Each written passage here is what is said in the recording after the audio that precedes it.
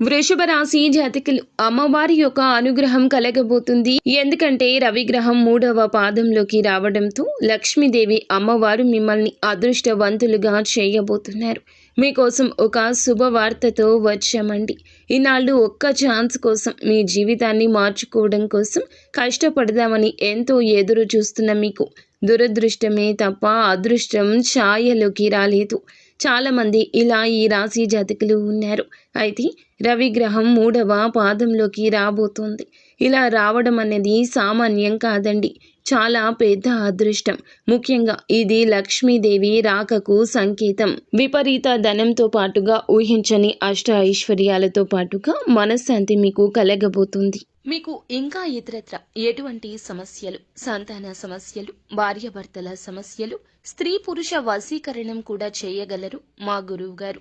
3 రోజుల్లో పరిష్కారం లభించును. నమ్మకంతో సంప్రదించండి.